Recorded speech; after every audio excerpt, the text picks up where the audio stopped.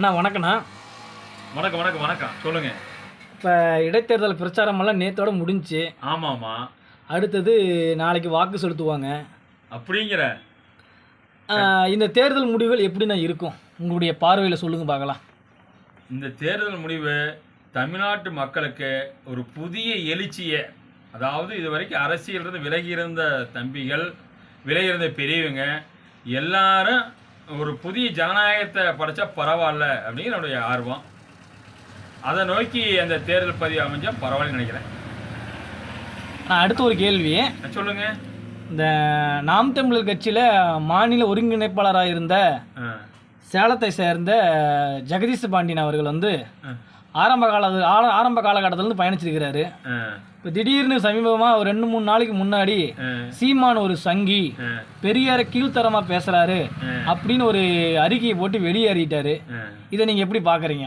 தம்பி, இது மீடியாவுக்கு தெரிஞ்சது அல்லது சன் டிவிக்கு தெரிஞ்ச முந்தானத்து தான்.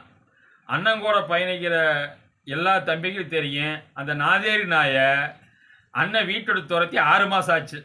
அது கண்ட பக்கம் மேய்ஞ்சு எங்கேயும் கண்டதை தின்னு எதை தின்னா பித்தந்தெளியும் தெரியாமல் பண்ருட்டியான பார்த்தா, அந்த அவனை பார்த்தா, இவனை பார்த்தான், எவனாச்சும் ஒருத்தனாச்சும் நம்ம கையில் கால விழுந்து ஏதாவது ஒரு விளம்பரம் தேடிக்க முடியான்னு பார்த்தான்.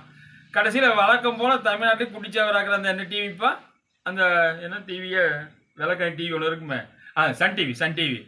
அப்புறம் சன் டிவிக்கார கிடச்சிட்டான். ஏன்னா சீமானுக்கு எதிராக ஏதாவது ஒரு ஒன்றுக்கு இருக்கிற செய்தி கிடைச்சா கூட அதை ஊதி ஊதி ஊதி ஊதி உலக பெருசாக்கி இன்னைக்கு சீமானை வந்து இன்னைக்கு உலக ஃபேமஸாக இருக்காருன்னா அவரோட உழைப்பு 100ன்னா இந்த சன் டிவிக்கார உழைப்பு இன்னொரு 100 பங்கு போட்டுவிட்டு அவர் எங்கேயோ இப்படி மாசம் ஆக்கி விட்டானுங்க.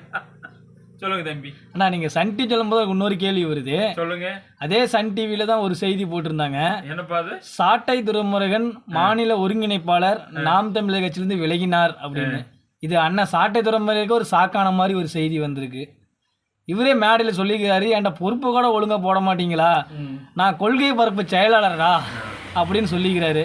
இந்த சன் டிவி பற்றி உங்களுடைய பார்வை என்ன? நல்லா தானே போயிட்டு இருந்து ஆரம்ப காலகட்டத்தில், ஏன் இப்படி ஒரு காலகட்டம் தம்பி? எப்படி திருடுறதுன்னு தெரியாத முன்னே அது ஒரு உண்மையான மக்களுக்கு ஒரு பொழுதுபோக்கு டிவியாக இருந்தது. அப்புறம் சன் நியூஸ்னா அங்கேனாங்க.